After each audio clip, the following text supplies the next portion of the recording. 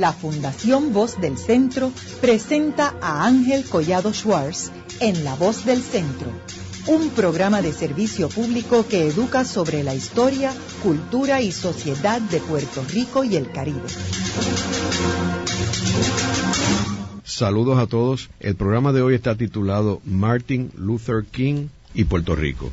Y hoy tenemos como nuestra invitada a la doctora Palmira Ríos, quien es la directora de la Escuela Graduada de Administración Pública en la Facultad de Ciencias Sociales de la Universidad de Puerto Rico, en el recinto de Río Piedras.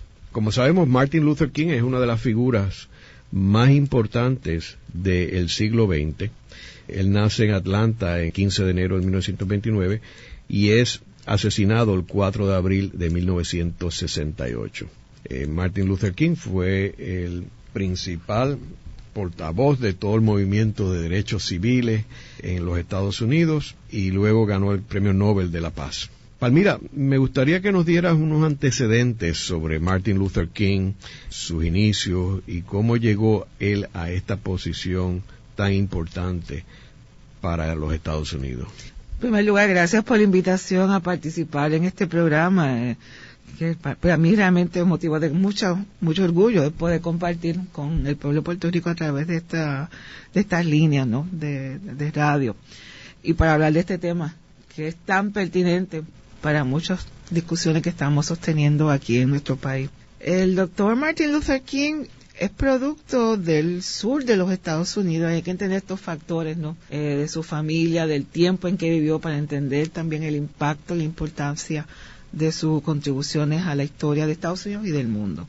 Como bien señalaste, nació en 1929 en Atlanta, Georgia, de una familia de pastores bautistas. Y eso es importante rescatarlo porque las iglesias evangélicas protestantes en los Estados Unidos, sobre todo las de las comunidades norteamericanas, jugaron y juegan todavía el de hoy un papel muy importante en la lucha por los derechos de esa comunidad y como consecuencia también de las demás comunidades de los Estados Unidos y hasta del mundo, ¿no? Son iglesias muy activistas que fueron espacios para los encuentros de los organizadores del movimiento de derechos civiles, y de ahí es que surge un Martin Luther King cuando se le pide que dirija unas marchas y unas protestas en los Estados Unidos. Así que es el sur segregado, el sur de los llamados Jim Crow Law, donde era legal la segregación racial, y a veces en Puerto Rico no entendemos que en algunos lugares fue legal, fue ley que establecía que los blancos podían estar en un sitio y los negros en otra, que se podían, en los autobuses, por ejemplo, las personas afro-norteamericanas tenían que sentarse en la parte de atrás de los autobuses, y que si alguien, una mujer o un hombre blanco entraba, podía pedirles que se levantaran y dejaran el asiento, y eso era legal. Sobre todo para los jóvenes eso es inconcebible hoy en día, pero eso fue la ley de la época. El sistema educativo era segregado racialmente. Y ese fue el sistema en que nació y creció el Dr. King. Él, como miembro de una familia de pastores, se educó, hizo su bachillerato en Morehouse, también una universidad histórica afro-norteamericana, hizo estudios teológicos en Chester y luego obtiene su doctorado en Boston University. O sea que tiene esta gran formación académica, tanto académica como teológica, esta formación de experiencia de vida, de una teología de la liberación estilo norteamericana, y entonces se da en un momento cuando él regresa al sur a adoptar, ¿no?, a dirigir una congregación, que se le pide que sea la voz, la figura de este movimiento de protesta contra la segregación racial en los autobuses. Así que es en ese contexto de una lucha que se está dando, y es bueno también recordar que aunque él fue la figura cimera, detrás de él, al lado de él, al frente, había muchas personas. O sea, yo escucho hablar de que Rosa Parks se cansó y fue que decidió sentarse. No, Rosa Parks fue una mujer entrenada, una activista que tenía formación y que fue parte de un movimiento que estaban planificando cómo se iba a empezar a combatir contra ese sistema de segregación racial. Y eso, todo este movimiento, cómo se da un movimiento simultáneo de una lucha legal de empezar a desmantelar el sistema legal constitucional que existe en los Estados Unidos de segregación racial. Y es dentro de todo ese movimiento muy amplio que surge la figura del Dr. Martin Luther King, que él que integra lo que él conoce, esta lucha por la igualdad, por la justicia, con unos principios religiosos, teológicos, ¿no? Tomando ese mensaje de la igualdad, de la justicia. Que es lo que al final también va a ser algo que le va a costar muy caro, porque cuando uno empieza a hablar de la igualdad, uno no puede parar. Empieza a hablar de la igualdad, probablemente la integración de los afroamericanos, pero sigue expandiéndola. Y en su discurso, el Dr. King, y sobre todo al final de su vida, empieza a plantear, primero, y defender los derechos de los trabajadores. De hecho, sea de paso, cuando él lo asesinan en Memphis, estaba participando en defensa de la lucha de los trabajadores de la limpieza, de recogido de basura. Igualmente, y eso quizás fue la parte donde ciertamente muchos piensan que fue lo que le costó la vida, empieza a denunciar la intervención norteamericana en Vietnam. O sea, ese principio de la igualdad lo va expandiendo a otros sectores sociales más allá de los afro-norteamericanos, y por ende se va agenciando, por un lado, mucha simpatía, por otro lado, muchos enemigos. Pero ciertamente es esta conjunción de lo que hoy se llama una visión profética, que es tanto política como también de un cristianismo progresista. Así que es en eso donde el Dr. King va desarrollando un pensamiento de derechos humanos con una visión global, porque él estaba muy inspirado, y él siempre lo reconoció, con la figura de Mahatma Gandhi y el principio de la resistencia pacífica como un instrumento de lucha para combatir la opresión y la explotación. Y esto es bien difícil todavía hoy en día de entender, y mucho más difícil de practicar, porque la tendencia de muchos grupos y organismos en el campo político es de luchar en la misma forma y manera que nos están oprimiendo. Y él está planteando todo lo contrario. Es un poco de avergonzar a la otra parte, cuando la respuesta es una respuesta de resistencia, de obligarlos a que sea evidente a todo el mundo de la opresión y la explotación que se está ejerciendo contra ese sector. Y ahí radica, yo creo, que la gran grandeza del mensaje de King, de que no podemos odiar a nuestros enemigos. Entonces es un reto para la otra parte, pero también un reto constante para los mismos luchadores por la igualdad. Así que son mensajes, son vivencias, son ejemplos de vida que son tan pertinentes hoy como lo fueron en los 60, cuando el Dr. King estuvo dirigiendo y fue la voz y la figura, ¿no?, de un movimiento de derechos civiles que hoy se expande a través del mundo.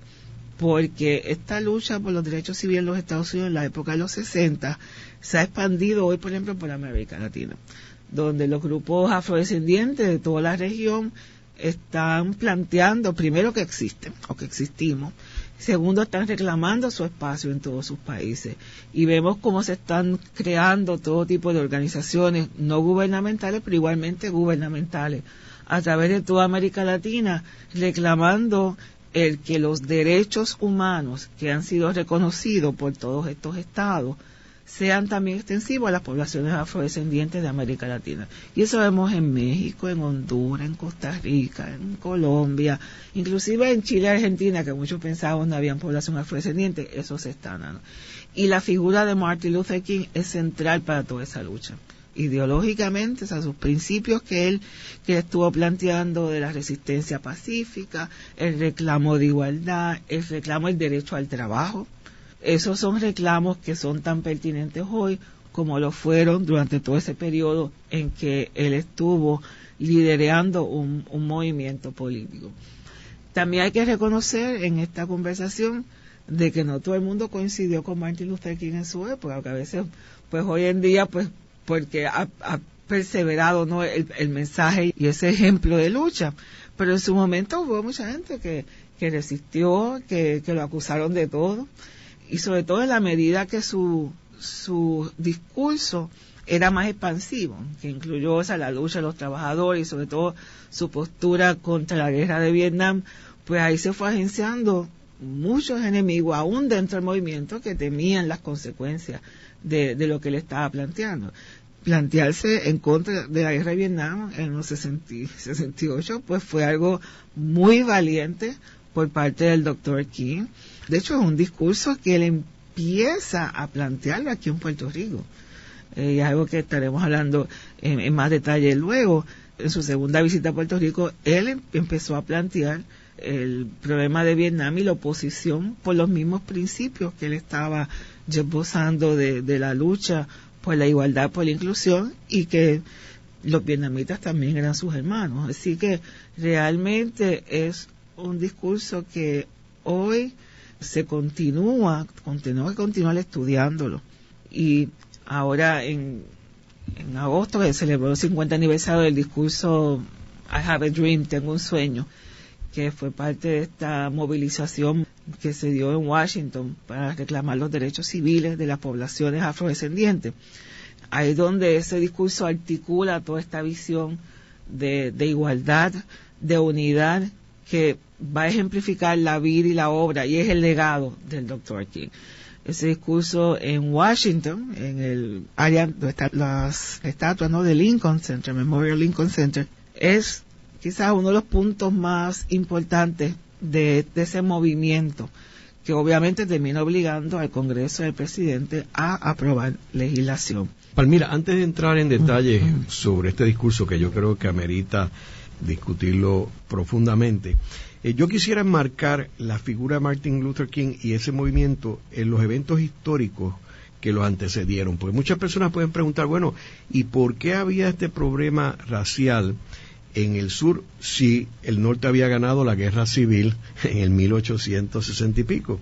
Y lo que sucede es que, si bien es cierto que el norte ganó la guerra civil, el problema racial se mantuvo en el sur. Y entonces los estados del sur fueron recuperando terreno político una vez terminada la guerra civil hasta el 1950, la década del 50.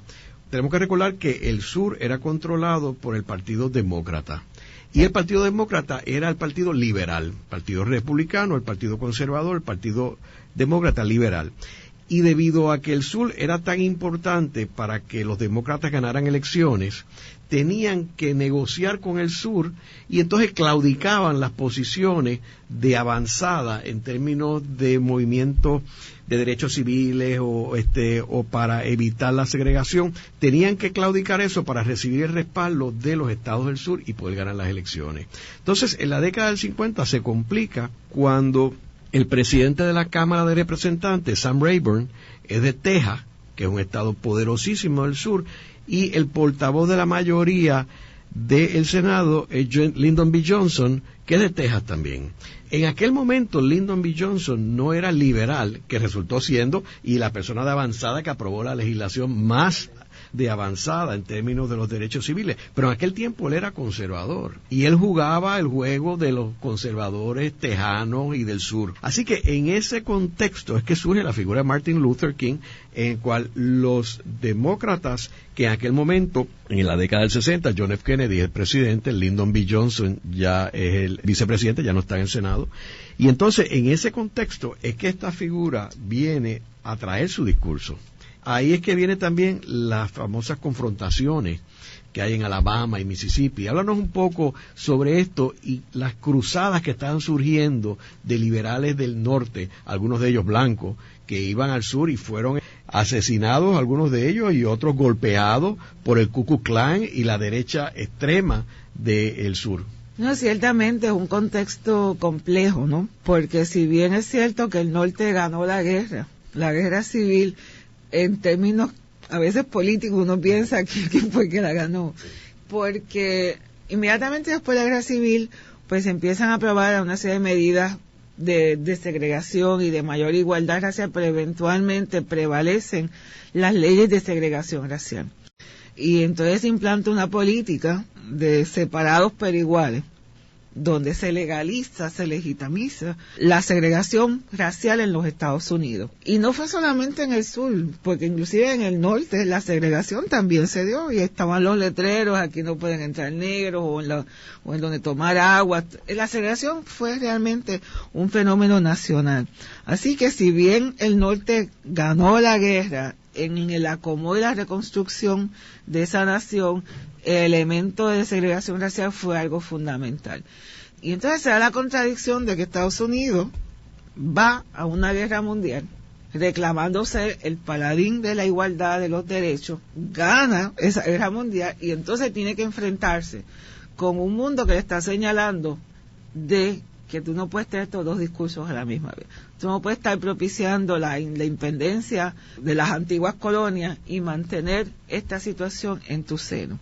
Y tanto afro-norteamericanos como también indígenas van a Naciones Unidas a denunciar toda esta situación de los Estados Unidos. Así que son situaciones que un contexto nacional e internacional que va impulsando movimientos a través de los Estados Unidos de diferentes sectores y utilizando diferentes mecanismos de lucha.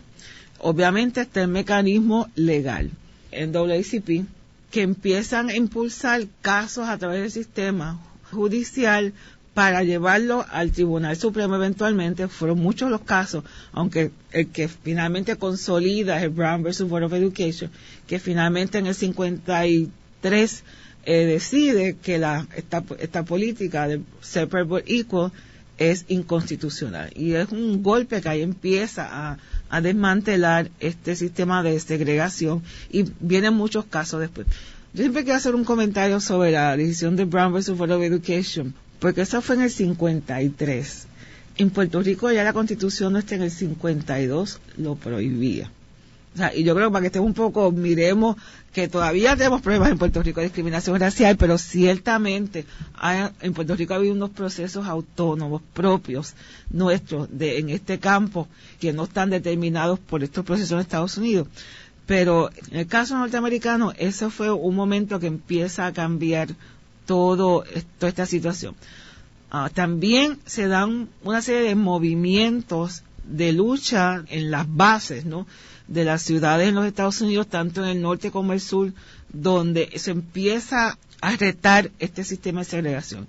Y están el boicot contra el sistema de autobuses en el sur, y las marchas de una ciudad a otra, Selma to Montgomery, etcétera. Marchas dirigidas a combatir esa segregación, y donde las personas se negaron a utilizar guaguas segregadas y se vieron obligados a caminar de una ciudad a otra. Y eso es una forma no violenta de velar al mundo la gravedad y la injusticia de ese sistema, y denunciar y poner presión sobre un sistema político que por un lado reclama que es el paladín de los derechos humanos y por otro lado mantiene ciudadanos sin derechos y bajo un sistema de opresión legalizado. Así que se dan todos estos movimientos. En ese proceso es que las iglesias son los espacios de reunión, son los espacios donde se empiezan a concertar estos movimientos y estas organizaciones, y también fueron espacios que fueron atacados, porque hubieron iglesias que fueron bombardeadas durante este proceso por los grupos que resistían la organización que se estaba dando.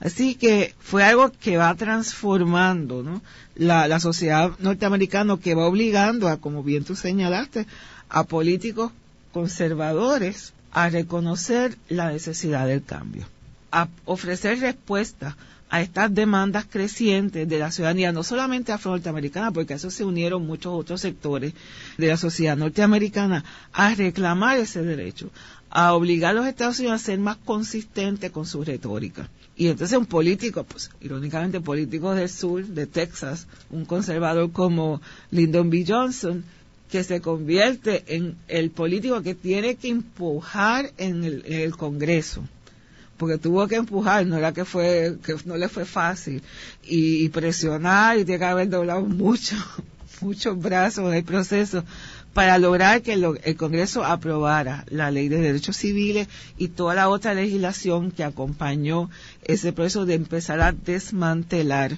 la segregación racial en los Estados Unidos y reconocer los derechos iguales a esta población. Así que, Y también yo creo que una inflexión importante, o sea, de que no podemos ignorar algún político que en este momento pues no simpatice con un reclamo, porque el caso de Johnson y muchos de esa época no simpatizaban con esos reclamos. Tuvieron el proceso de entender la justicia del mismo y también el poder político que se generó en el camino. Así que los procesos políticos son en ese sentido son interesantes, y todavía uno piensa Lyndon B. Johnson de Texas que se convierte en el paladino desde el punto de vista político. Así que es eso, es el reclamo que también continúa hoy, que en cierta medida pues tiene el próximo punto con la elección de Barack Obama. Palmira, estuvimos hablando de unos eventos que ocurrieron en los Estados Unidos, particularmente en los estados de Alabama y Mississippi, que fueron unos eventos que impactó fuertemente la opinión pública, porque ya la televisión era un medio que estaba creciendo, así que había forma de la gente ver visuales en vez de ver fotos en la prensa o escuchar en la radio. Y tenemos un presidente demócrata joven que es John F. Kennedy, y su hermano Robert Kennedy, que era secretario de Justicia, Attorney General de los Estados Unidos. Háblanos un poco sobre esos eventos que galvanizaron la opinión pública por primera vez en la historia de Estados Unidos a favor de los derechos civiles. Bueno, como mencionaba, este es el periodo de la posguerra, el periodo donde se empiezan a articular reclamos de democracia, de igualdad, que a la promesa, por lo menos el discurso de los Estados Unidos, ¿no? Y ciertamente el sector donde eso se conjugaba era el sector afro-norteamericano, que empieza a organizarse para reclamar igualdad de derechos, los derechos que tienen todos los demás ciudadanos norteamericanos en ese país.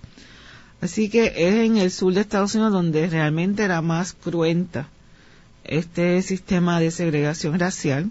Como dije anteriormente, fueron desde las iglesias donde se empiezan a movilizar estos sectores. Y se dio en muchísimas formas, fueron en las marchas, en el boicot a los sistemas de transportación, en los boicot en las áreas de comida, ¿no?, que también eran segregadas. Era el reclamo de la integración de las escuelas. Fueron reclamos que eran todos atacando todo este sistema de segregación racial que existía en Estados Unidos. Ciertamente un reclamo de esa naturaleza en ese país, en ese sistema, generó también una resistencia al cambio, una resistencia que fue muy violenta. Las policías, por ejemplo, atacaron violentamente a los que estaban demostrando, a los que estaban protestando. El Dr. King mismo fue arrestado en varias ocasiones. Muchas de sus cartas y documentos los redactó estando preso. También se dio movimiento de personas del norte de los Estados Unidos, inclusive personas blancas, que fueron a integrarse a estos movimientos. Muchos estudiantes universitarios fueron a participar y solidarios con estos movimientos, y algunos fueron secuestrados y asesinados. O sea, este fue un proceso cruento, no fue un proceso fácil, que puso en jaque al gobierno norteamericano tanto a nivel federal como a nivel local, porque muchos de los gobernadores del sur apoyaron ese sistema, y por eso hubo que casi federalizar los sistemas de seguridad del sur para garantizar la seguridad de los que estaban protestando y la seguridad de muchas áreas. Así que eso crea un problema también político en una región que buscaba, ¿no?, su autonomía o su espacio dentro del sistema político norteamericano, pero para poder garantizar los derechos ciudadanos a la protesta, al reclamo, se requirió la intervención del gobierno federal en el sur, que a su vez hizo más complejo, ¿no?, la resistencia en esa zona. Pero ese proceso también, uno observa hoy en día, se empezó a cambiar la misma estructura del sur, que en la medida que no solamente se reconoce, se implementa y se ejecuta el derecho al voto de estas poblaciones antes excluidas, pues empiezan a surgir del sur de Estados Unidos una nueva generación política con una visión diferente, una composición distinta, no solamente más afro-norteamericano, pero es de ahí también que surge un Bill Clinton. O sea, unos políticos con una visión completamente diferente a sus predecesores, donde se empiezan a adelantar políticas públicas, no solamente del derecho al voto, etcétera, pero también de las políticas sociales, del combate a la pobreza, de realización de los derechos económicos y sociales en los Estados Unidos. Y también empiezan a surgir las voces de otros grupos étnicos igualmente marginados, particularmente los latinos, pero igualmente las poblaciones indígenas de Estados Unidos empiezan a hacer reclamos similares o en la misma dirección. O sea que se va problematizando, pero se empieza a reconocer la diversidad de la sociedad norteamericana, luchas que hoy continúan, como por ejemplo en los Dreamers, que son los jóvenes inmigrantes que están haciendo los mismos reclamos hoy que se hacían entonces, el reconocimiento de derechos, de sus derechos humanos, de que el reconocimiento que como personas tienen derecho a la educación y a cuestionar y impulsar el sistema norteamericano que todavía tiene muchas áreas de exclusión. Igualmente, algunos plantean que la misma situación con Puerto Rico cae dentro de esos reclamos, ¿no? De reclamos de igualdad y de cómo se van a Estados Unidos a respetar los compromisos que tiene o debería tener a nivel internacional en su relación con Puerto Rico. Estas marchas, los boicots, fueron instrumentos bien poderosos para mandar un mensaje al mundo de resistencia, también un mensaje de la brutalidad del régimen, porque la verdad, cuando salían estas imágenes, y todavía se miran hoy, de echar con agua de presión a los manifestantes, de atacar a los manifestantes con perros, lo que se proyectó a los Estados Unidos y al mundo fue un régimen violento, que no respetaba los derechos de las personas, aunque reclamaba lo opuesto, y que, como plantea Martin Luther King, en esa acción de resistencia pacífica se iba a revelar al mundo no solamente la inconsistencia de los Estados Unidos, pero la injusticia de lo que se estaba haciendo. Así que realmente es en ese tipo de acción, ese tipo de protesta, donde a diferencia en otros países que se van a la guerrilla, ¿no? Y se convierte en una guerra casi civil, este es un tipo de protesta diferente donde se ataca al enemigo con sus propias acciones.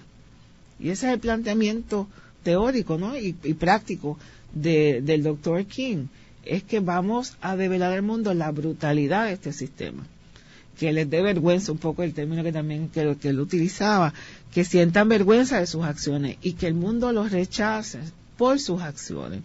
Y es un poco que poner un cristal para que se vea lo negativo y la necesidad urgente de transformar ese tipo de sociedad. Y eso fue lo que se estuvo dando a través de los Estados Unidos, un movimiento que ya empieza, es como el cultivo, ¿no? de caldo, que también va a impactar significativamente los reclamos de las mujeres, que es otro sector social excluido, que empieza también a movilizarse a hacer reclamos similares de ciudadanía, de igualdad. También es cultivo de caldo para la resistencia entonces a la guerra, a la intervención de los Estados Unidos en el sudeste asiático, especialmente en la guerra de Vietnam. Así que es un movimiento que, aunque se inicia con un objetivo muy específico, ¿no?, de desmantelar el sistema de segregación racial en los Estados Unidos, tiene una ola expansiva que va transformando la sociedad norteamericana, pero también desde afuera. Todo lo que estamos observando también empiezan a plantear reclamos similares en sus propios países. Así que hoy vemos todo eso como un proceso de cambio político, ciertamente, pero también una política social es diferente y también hasta un cambio cultural, porque la cultura afroamericana va a experimentar también una expansión y un impacto que va mucho más allá de los Estados Unidos. Y entonces muchos de los artistas de la época ya abiertamente reconocían y abrazaban las expresiones culturales afro-norteamericanas. Así que realmente ahí vemos como en todo este periodo se van integrando muchas acciones y muchos factores políticos, sociales, igualmente culturales, en ya un movimiento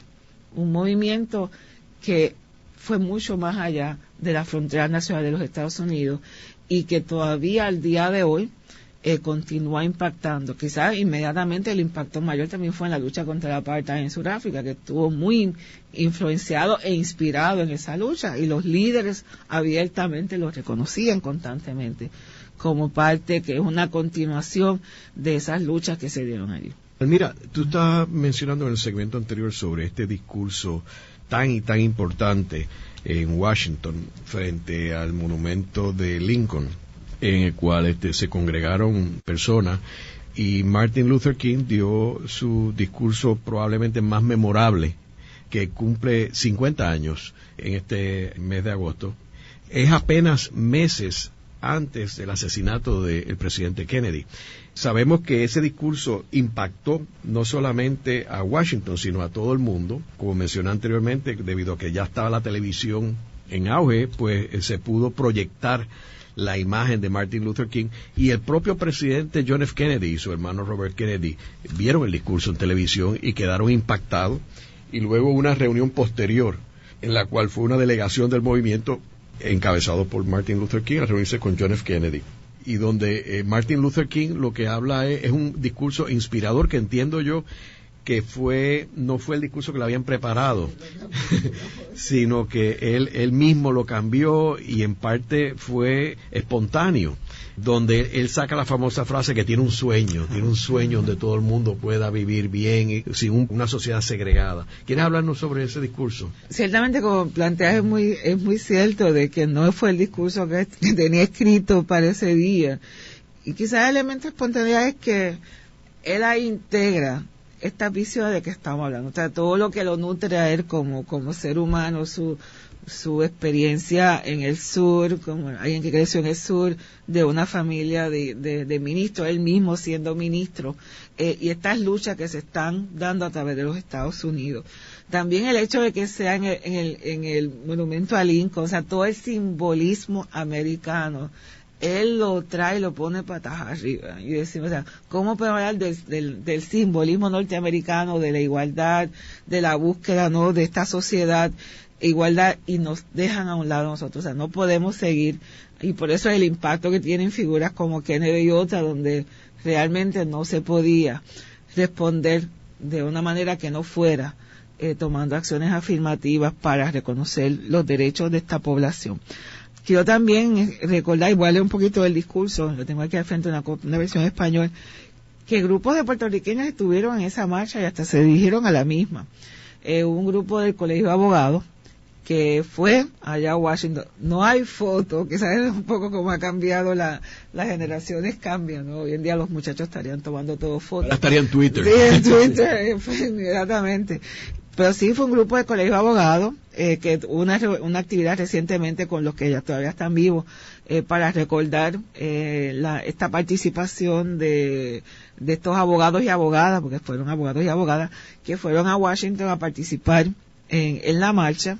Entre ellos, obviamente, el licenciado William Fer Santiago, que ha sido un defensor de los derechos civiles, que conoció a Martin Luther King y organizaron, ¿no?, esta participación boricua en ese evento histórico.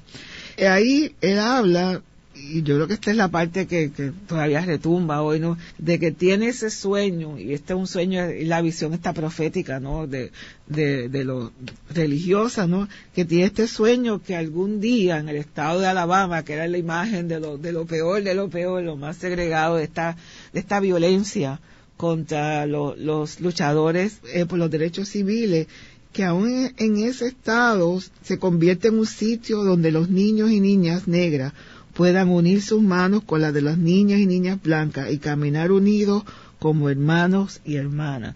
O sea, esa es la aspiración, donde al final no te van a evaluar o juzgar por tu color, sino por tu carácter, por tu humanidad. Es como digo a mis estudiantes, suena bonito, pero qué difícil es aceptar la gente dentro de la diversidad. Y ahí donde está el gran reto de la sociedad que queremos construir. Como dice, hoy les estoy hablando sobre las dificultades. Como dice, hoy les digo a ustedes, amigos míos, que a pesar de las dificultades del momento, yo aún tengo un sueño. Es un sueño profundamente arraigado en el sueño americano. este mensaje, ¿no? Y es un poco la reinterpretación que hace allí en ese 68 del sueño americano, de la igualdad, de la construcción social democrática, que también va a tomar posteriormente Obama, ¿no? Esta reinterpretación de que el sueño americano tiene que ser uno inclusivo, tiene que ser uno incluyente. Y si en este momento del 68 se refería fundamentalmente, aunque no exclusivamente los afroamericanos, hoy son otros sectores que están reclamando esa expansión del sueño americano, de que debe incluir pues las mujeres, a los latinos, a la comunidad gay y lésbica. O sea que se está redefiniendo eso en muchas otras formas. Pero ese reclamo que hizo ayer el monumento a Lincoln, el que supuestamente liberó a los esclavos, que era el producto de otras luchas, ¿no? Pero tiene todo ese simbolismo histórico en los Estados Unidos, que vengan los descendientes de esclavos a reclamar: yo también voy a ser parte de ese sueño. Y ese sueño no se va a realizar sin nuestra participación. Tuvo un impacto grandísimo en la sociedad norteamericana y en el liderato político, que se vio entonces la necesidad de responder al mismo. Así que ahí es donde vemos la importancia también de cómo se organizan políticamente, ¿no? También desde el punto de vista de análisis de las ciencias políticas, de los procesos, de cómo se van empujando procesos, la importancia de la diversidad de sectores que tienen que integrarse para lograr estos cambios mayores. A veces cuando uno lee estos textos, a mí me recordó aquí la lucha contra la presencia de Marina en Vieques. Cuando yo observo la presencia de muchos grupos religiosos, de muchos sectores sociales, pues esto se va a dar. Mientras se quede un grupo limitado, pues a veces es muy difícil mover a los grandes poderes, pero cuando se empieza a ampliar en sectores sociales que empiezan a entender la importancia, la pertinencia para uno, ¿no? Como puertorriqueño, como puertorriqueña, pues es que empiezan a moverse los cambios sociales. Y es quizás en ese tipo de pensamiento que podemos empezar a identificar los cambios que necesitamos hoy en día. O sea, no es quedándonos en grupos cerrados que no hablamos entre nosotros, sino cómo nos abrimos a las concertaciones, hablar con nuestros enemigos siquiera, pero que buscar que tenemos algo en común. Blancos y negros, los niños y las niñas, a buscar este elemento en común y a construir esa nueva sociedad. Ahí está el mensaje, fue el mensaje del 68, que es el mensaje que tenemos hoy en día. Así que ese reto, esa invitación está ahí presente. Y hoy que estamos enfrentando una situación tan difícil en Puerto Rico y en el mundo, ¿no? Estamos hablando del gobierno cerrado, está cerrado, el gobierno federal está cerrado, por falta de comunicación. No es un problema fiscal. El problema del cierre del gobierno federal no es un problema fiscal, no es de dinero, es un problema político y la incapacidad de poder conversar y llegar a concertaciones. Así que este mensaje está tan vigente hoy como lo fue en el 68. Tan vigente hoy como lo fue en el 68. Tan vigente hoy como lo fue en el 68. Tan vigente hoy como lo fue en el 68. Tan vigente hoy como lo. La cultura, el conocimiento. Radio Funglode.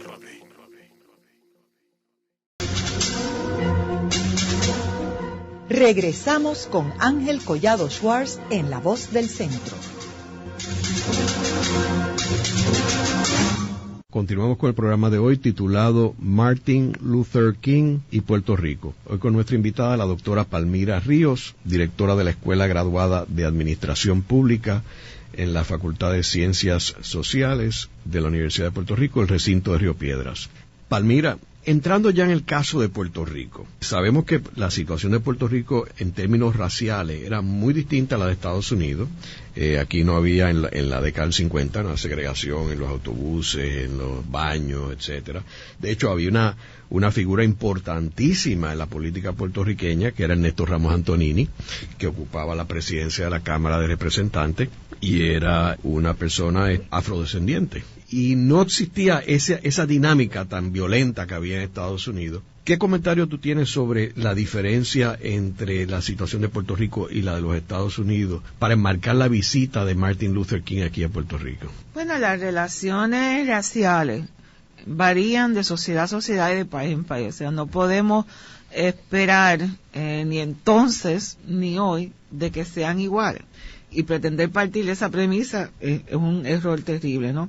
En algunos lugares donde está el modelo norteamericano de entonces, donde hay una segregación racial claramente definida y fundamentada en ley, que empieza a identificar quiénes son blancos, quiénes son negros, quiénes son otras cosas, ¿no? Y que le asigna derechos de acuerdo a esa clasificación. Tuvo también el sistema de apartheid en África del Sur, donde más o menos ya continúa segregando, ¿no?, las personas de acuerdo a unas definiciones raciales, inclusive grupos mixtos, etcétera, que les asignan los derechos. De hecho, en todos estos modelos siempre hay grupos mixtos, personas mixtas de producto de mestizaje. ¿Dónde van a caer?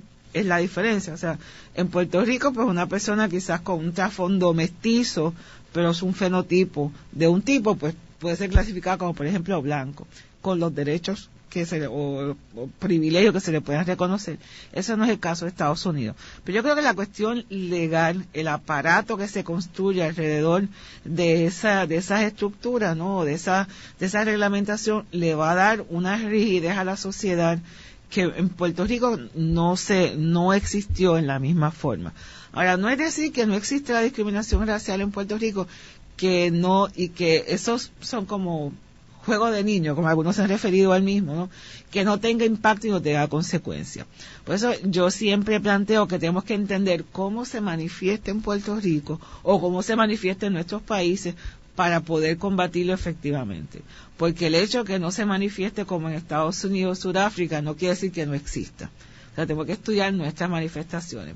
Una manifestación y que por el deseo de abolirlo, ¿no?, y por el rechazo que ha habido históricamente a la discriminación racial en Puerto Rico, sobre todo para algunos sectores, los sectores trabajadores, etcétera, que han tenido, mantuvieron un discurso contra la discriminación racial en Puerto Rico, lleva a una política de que vamos a eliminar, por ejemplo, la variable de raza de los censos de población, como si con eliminar el término se elimina el problema, ¿no?, que crea otro problema, porque entonces no tenemos evidencia para poder realmente monitorear si estamos progresando en esta eliminación de las diferencias, etcétera, y que vuelve, no es hasta el censo del 2000 que se vuelve a reintegrar esta variable en Puerto Rico.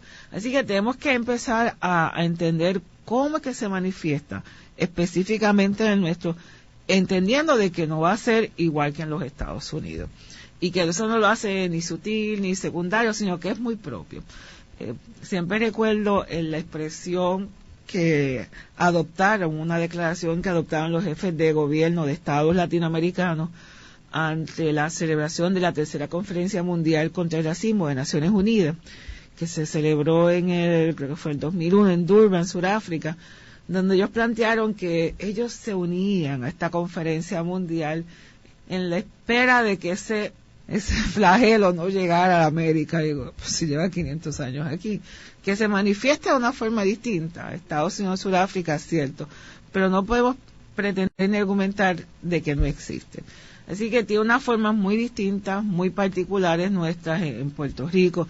De hecho, ahora se está discutiendo a nivel mundial la situación dominicana, donde un tribunal ha decidido que los descendientes de haitianos que estaban allí de manera indocumentada no tienen derecho a la ciudadanía aunque hayan nacido allí, que es una manifestación clara de discriminación racial, y que ya están organismos internacionales, inclusive grupos dominicanos, movilizándose en contra de esas decisiones.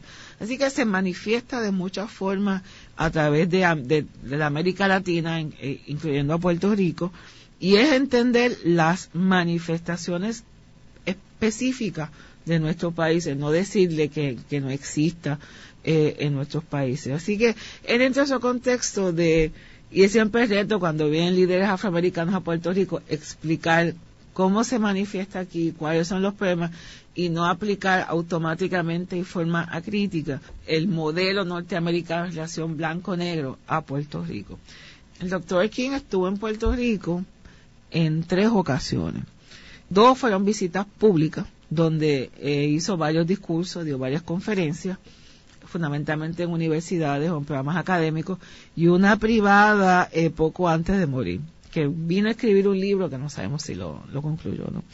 Su primera visita fue cuando todavía no era no había recibido el premio Nobel y no había sido el hombre del año por Times Magazine. Fue en el 62 que vino auspiciado por el Fellowship Reconciliation, el capítulo de Puerto Rico, y ofreció varias conferencias en universidades interamericanas, etcétera, en San Germán. Y en el 65... ¿Qué persona lo trajo? Sabemos. Lo trajemos fue por el profesor Robert Frank Fulton, profesor de la Interamericana en San Germán. Y es interesante porque era una persona que también había sido, y nuevamente viene de este movimiento de las iglesias, que había participado en el movimiento de derechos civiles en Estados Unidos. Estaba allí en la universidad y lo invita a él pronunció de hecho 4 conferencias en San Germán. Estuvo varios días allí. Así que me imagino que quizás si alguien pudo haber participado en esas conferencias, tiene que haber sido algo memorable, ¿no? Pero ya en el 65 él viene ya una figura pública de carácter mundial, porque ya había recibido el premio Nobel pocos meses antes, y también había sido designado el hombre del año por la revista Times, que esto es un reconocimiento en Estados Unidos muy importante, y viene como invitado del Congreso del Concilio de Iglesias Discípulos de Cristo. Viene a hablar a una conferencia en Puerto Rico y también habló del Seminario Evangélico de Puerto Rico allí en Río Piedra. Obviamente cuando viene el 65, pues ya la clase política de Puerto Rico igualmente se une a las actividades y lo recibe. El Senado de Puerto Rico y la Cámara de Representantes le ofrecieron un desayuno y tuvo una reunión con los líderes políticos de Puerto Rico. Y esto lo recoge la prensa, o sea, reuniéndose con Samuel R. Quiñones, con el representante Ramón Pena Vidal, con René Muñoz Padín. O sea, la clase política de Puerto Rico lo recibe como la figura que es, ¿no? De hecho, en el 62, él se reúne, aunque era más privada, y hay que mérito para él, hay una foto que a mí me fascina. Él se reúne con Pablo Casals. Pero Pablo Casals es una figura, o sea, que conocía los procesos mundiales, una persona política, que hay un encuentro entre ambos, y las fotos sí aparecen en la prensa de la época de ese encuentro entre Pablo Casals y Martin Luther King. Ya en el 65, esta es la figura, ¿no?, internacional que la Cámara de Representantes y el Senado de Puerto Rico reciben, o sea, los reconocen como la figura que es. Yo he recibido información anecdótica, pero no hemos podido identificar la fotografía y el discurso. Estamos trabajando en ello. Entiendo que él habló también en la Universidad de Puerto Rico en el recinto de Río Piedra. Y estamos tratando de buscar esa documentación para recoger ese espacio, ¿no?, del vínculo del Dr. King con Puerto Rico, porque los discursos que él hizo en el 65 en Puerto Rico, en el Seminario Evangélico, empiezan donde comienza a articular públicamente el discurso contra la guerra de Vietnam. De hecho, hay un libro que invito a todos los radioescuchas a leer, se llama Venceremos, recobro de Martin Luther King Jr. por el licenciado William Fred Santiago, donde él habla de la visita a Puerto Rico como la antesala al discurso que se va a dar posteriormente en la Catedral de St. John, donde ya él abiertamente hace un discurso de denuncia de la intervención contra la guerra de Vietnam. Ese discurso ya se está planteando en su visita a Puerto Rico 3 años antes. Así que aquí se elaboraron los argumentos que él va a ir esgrimiendo posteriormente. Así que Puerto Rico no estuvo al margen de esta lucha, tanto por la participación de puertorriqueños y puertorriqueñas en las luchas y en las marchas en los Estados Unidos, pero también que el Dr. King estuvo en Puerto Rico. Como dije, en su primera visita estuvo varios días en Puerto Rico, y por el discurso uno ve que estuvo interactuando, o sea, que tuvo alguna familiaridad con la isla, y este vínculo de las iglesias evangélicas en la isla es lo que le invita a él a visitar la isla. Como hace una semana también ocurrió lo mismo con la visita del doctor y reverendo Cornel West, ¿no? Entonces, este vínculo universidades, iglesias, que traen este tipo de pensamiento a Puerto Rico. Luego de una breve pausa, regresamos con Ángel Collado Schwartz en La Voz del Centro. En Internet, escúchanos en wkaq580.com. Continuamos con la parte final de La Voz del Centro con Ángel Collado Schwartz. Pueden enviarnos sus comentarios a través de nuestro portal www.vozdelcentro.org.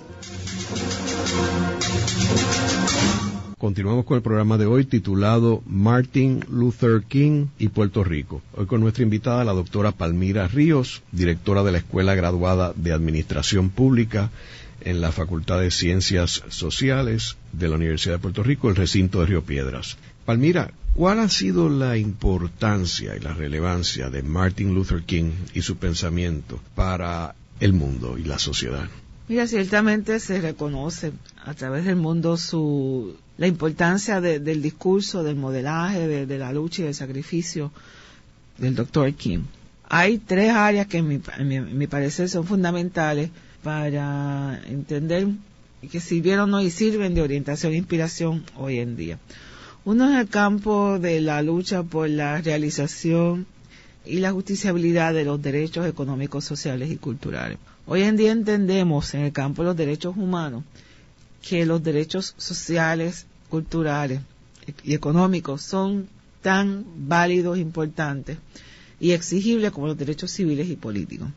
El derecho a la educación, a la vivienda, a la salud, son derechos fundamentales y que no van a hacer realidad los derechos humanos si se están violentando estos derechos. Y la lucha del Dr. King fue una lucha por los derechos económicos y sociales, por el derecho al trabajo, por el derecho a la educación, a la vivienda, a poder realmente por calidad de vida. Esa lucha es tan vigente hoy, quizás un carácter de urgencia tiene hoy ante la crisis económica, donde en ocasiones los gobiernos se han visto en la necesidad de justificar porque están haciendo recortes en estos campos, ¿no? En estas áreas, y estos derechos están siendo limitados o cuestionados o lacerados en el contexto de esta crisis económica que se está viviendo. Así que es en ese campo donde uno hoy en día tiene que reconocer la vigencia del pensamiento y el modelaje del Dr. King para defender, por ejemplo, el derecho a la educación. El derecho a la educación superior, o sea, una figura como él que realmente fue parte de los sistemas educativos universitarios. Así que nosotros, los que reclamamos y defendemos el derecho a la educación universitaria y mantenerla vigente y accesible, tenemos la inspiración del Dr. King. El otro área relacionada es la inclusión. Ciertamente la lucha del Dr. King fue por la inclusión, por el reconocimiento de la humanidad de todas las personas y respectivamente de su color, de su raza, etcétera. Lucha que se ha ido expandiendo para incluir y reconocer en ese espacio de humanidad y de democracia a otros sectores. Las mujeres, los latinos, los indígenas, hoy en día el gran reto de la comunidad homosexual, lésbica, bisexual y transexual y transgénero. O sea, esa inclusión es el reto de todas las sociedades y la nuestra no es la excepción. Yo le digo a mis estudiantes siempre de que en la inclusión lo interesante es que nunca sabemos, porque estamos socializados a no ver como personas en algunos sectores, cuándo se va a levantar ese sector a reclamar que son parte también, a que deben estar invitados a la mesa a participar, ¿no? Así que este va a ser un reto para todas las generaciones, de cómo realmente traemos a la mesa como iguales, como hermanos y hermanas, a sectores que a veces no los vemos como personas, que nos educaron y crecimos no viéndolos como personas. Las personas con discapacidad, los inmigrantes, etcétera. Y probablemente alguien que no estoy mencionando porque sujeto de lucha o objeto de lucha en estos momentos. Así que la inclusión es uno de los legados importantes del Dr. King, esa lucha por crear sociedades cada vez más inclusivas, donde reconocemos que somos diferentes pero que somos iguales en derechos y en humanidad. Que la ciudadanía se construye en la medida que vamos incluyendo más personas. Y el otro elemento que también es cómo vamos a luchar, los instrumentos de lucha. Y ahí están los principios de la resistencia pacífica, que él toma de Mahatma Gandhi, lo aplica a la sociedad y la lucha norteamericana, pero que continúa siendo hoy un instrumento de lucha en los procesos que se están llevando en nuestros países, en cómo vamos a resistir la opresión, cómo vamos a ser efectivos en lograr las transformaciones sociales que requerimos como país, como nación, y que la resistencia pacífica es un instrumento que ha probado ser efectivo en movilizar sectores amplios en los países, en retar los gobiernos, los poderes, los ha retado para responder afirmativamente a esos reclamos. Y entender la dificultad de la resistencia pacífica en retarnos a no odiar nuestros enemigos, en que realmente sea en avergonzar y que la presión surja de que al resistir de una forma no violenta a los poderes opresores, se puede lograr estas transformaciones a las que aspiramos. Así que no siempre es tomando las armas, yo creo que lo está planteando él, cómo se va a lograr la transformación de las sociedades, porque al final del día tenemos que volver a construir un país, y si se ha lacerado de tal forma que sea imposible el poder cooperar para construir un país, pues realmente a veces las luchas terminan replicando el mismo sistema y modelo que trataron de superar. Así que esto no solamente es un instrumento de lucha para el momento, pero también un instrumento que permita la reconstrucción de un país, de una nación, luego de haber alcanzado los objetivos. Así que ahí está la fortaleza de esta propuesta del Dr. King, que continúa siendo un reto y una propuesta para las luchas sociales y políticas de hoy en día. En el programa de hoy hemos discutido la figura de Martin Luther King y hemos visto cómo su pensamiento tiene una vigencia extraordinaria en Puerto Rico y en el resto del mundo. Puerto Rico vivió hace unos años el resultado de ejecutar ese pensamiento de no violencia en el caso de Vieques, cuando se logró sacar a la marina de guerra más poderosa del mundo de la isla de Vieques, uniéndose los puertorriqueños y protestando sin violencia en contra de este poderío militar. Vemos también cómo este pensamiento de Martin Luther King de establecer un diálogo, una comunicación entre las partes, es muy importante para el Puerto Rico de hoy y con la problemática que hay aquí en este país. Muchas gracias, Palmira. Un placer mío. Esta ha sido una producción como servicio público de la Fundación Voz del Centro. Los invitamos a sintonizarnos la próxima semana a la misma hora. Y recuerden que pueden adquirir el libro Voces de la Cultura en su librería favorita o en nuestro portal.